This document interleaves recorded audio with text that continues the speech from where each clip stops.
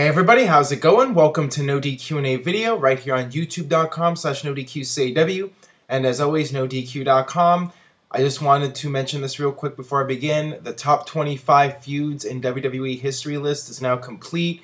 I made a full playlist with all the videos. You can watch it. You can watch one video after the other. It just plays the first video and then it goes right to the second one. You don't have to do anything. So for those of you that like to watch it all in one session, you can do so by checking out the playlist. On that note, let's get right down to your questions.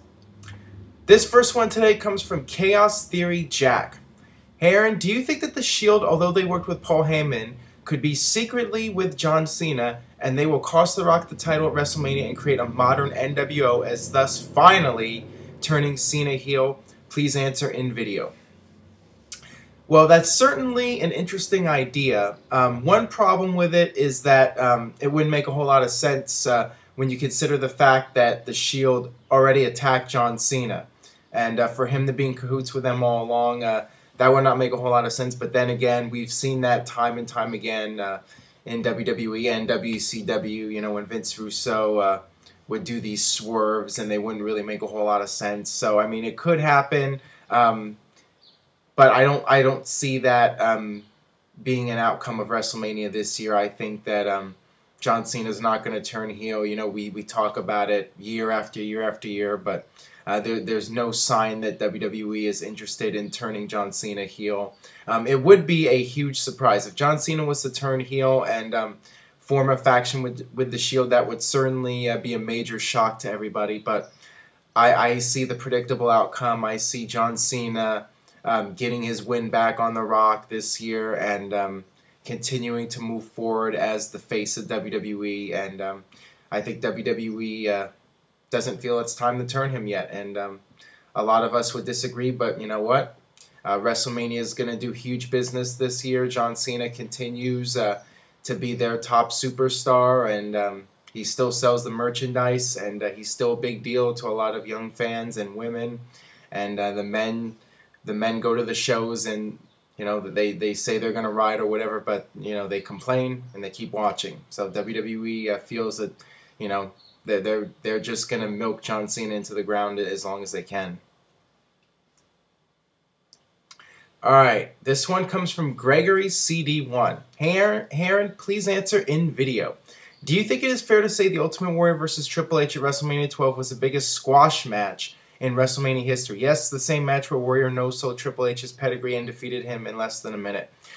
Well, at least Triple H got to hit his finisher on the Ultimate Warrior. Granted, Warrior kicked out of it in an instant. He just sat right up. I would say the biggest squash match was probably the match last year with Daniel Bryan and Sheamus. And, you know, WWE continues to make a big deal out of it and mention it all the time. They even mentioned it at the Royal Rumble this past week.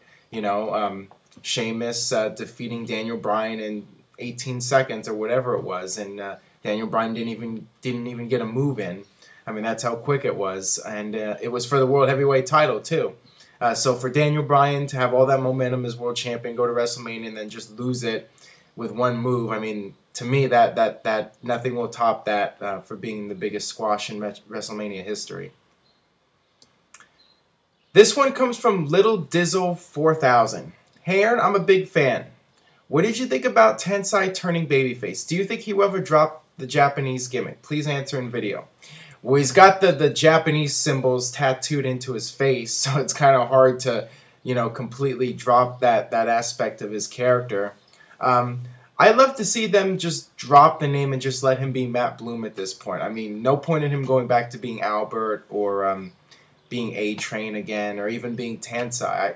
I think he should just, you know, drop the whole gimmick and just be Matt Bloom, and you know he can continue to, you know, have that Japanese background as part of his moveset and part of his character. But you know, just he doesn't have to be Lord Tensai, and you know they dropped the Lord part a long time ago. But as far as him being face, I mean, it kind of feels like the Hip Hop Hippo or whatever he was when he was teaming with Scotty 2 Hotty, like the happy-go-lucky baby face. I say just let him be himself at this point. I think that's the best way to go with him. All right, this last one today comes from Liam Johnson, or Liam J. Johnson. Hi Aaron, do you think that maybe Bret Hart's ripping on Triple H is a work, with view to a possible feud at some point? Although not in the ring. No, I don't think it's a work. There's really no point in Bret Hart being involved in a feud at this point. He can't wrestle, and Triple H is only coming back for WrestleMania and a match every now and then. So, yeah, it's not a work. It's Bret Hart, just speaking his mind, and he doesn't really care at this point. If WWE gets mad about his comments, it's not a big deal to him. He's going to be honest with his opinions and just say what's on his mind. And, him and Triple H have never been all that close, and Bret's just going to tell it like it is. And as I mentioned in a previous video, I do agree with him to some point, especially regarding the WrestleMania match with Undertaker. I thought it was disappointing, and Bret Hart said it was 4 out of 10, and I agree with him. The most memorable thing about that match was the three guys embracing at the end. Besides that, I don't even remember any spots from that match. There's nothing about that match that I remember. So I do agree with Bret, and it's not a work. Just him saying what's on his mind. All right, that'll do it for this edition of No DQ&A video. Thanks as always for watching. Subscribe, youtube.com/NoDQ&AW, and I will see you for the next edition of No DQ&A video.